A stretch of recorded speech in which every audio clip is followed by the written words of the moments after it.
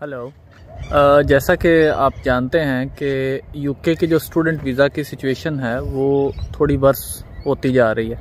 Verse इस sense में हो रही है कि अब उसके लिटरली रिफ्यूज़ल आने लग गए हैं। अब लास्ट वीक से ऑनवर्ड मैंने को 5 से 6 रिफ्यूज़ल मैंने मुख्तलिफ़ यूनिवर्सिटीज़ के मुख्तलिफ़ स्टूडेंट्स के, वो कुछ डिपेंडेंट कुछ इंडिविजुअल, उन सब के जो हैं वो इंटरव्यू हुए और उस इंटरव्यू के बाद जो है उनको रिफ्यूज़ कर दिया गया।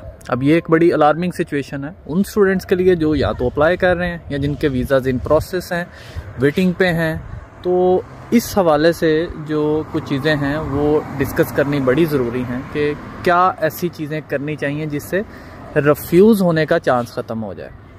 सबसे पहले क्या होता था कि जब आपको यूनिवर्सिटी कैश इशू कर देती थी तो आपको वीज़ा रिफ्यूज़ल का डर नहीं था। ये पिछले 2 साल 3 साल से यही ट्रेंड है। लेकिन अब चूँकि जनवरी से उनकी पॉलिसीज़ भी नहीं आ रही हैं, रिवाइज़ हो रही हैं, तो अब चांसेस अब उसको उन्होंने प्रैक्टिकल में बदल दिया कि अब वीज़ा रिफ्यूज़ भी होंगे, सारे वीज़ाज नहीं लगा करेंगे, उसमें रिफ्यूज़ल्स भी आएंगी।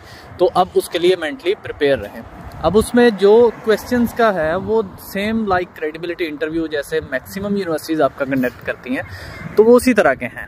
लेकिन अब उसमें इश्यूज़ क्या आ रहे हैं कि स्टूडेंट्स जो हैं, सबसे पहला जो मेजर रीज़न है कम्युनिकेशन, यानी आपको वो जो क्वेश्चन पूछता है, जो आपसे बात करता है, आप उसका आंसर ही नहीं दे पाते। यानी आप उसको या तो आंसर पहले नहीं दे पाते, दूसरा उसकी अंडरस्टैंडिंग आपकी जो है वो बिल्कुल उससे ज़ीरो है।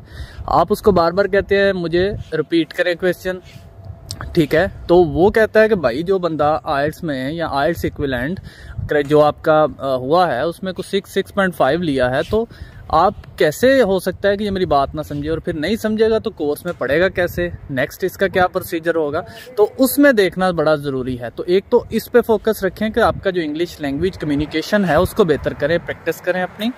और इसके साथ साथ जो है वो आप जो क्वेश्चन वो पूछता है उसमें सबसे जो मेजर क्वेश्चन है वो ये पूछता है कि why you are choosing this country rather than other like Australia, Canada and much more. तो एक तो उस पर फोकस है कि आपकी रिसर्च उस पर कम्प्रीहेंसिव होनी चाहिए कि आप क्यों इस कंट्री को चूज़ कर रहे हैं, और दूसरा उसके साथ कि आप इस यूनिवर्सिटी को क्यों चूज़ कर रहे हैं, आप इस पर्टिकुलर कोर्स को क्यों चूज़ कर रहे हैं। तो इसके लिए आपके पास लॉजिकल जो हैं वो रीजंस और उसके आंसर्स होने चाहिए, तब ही आप जाके आप इसको क्लियर कर पाएंगे।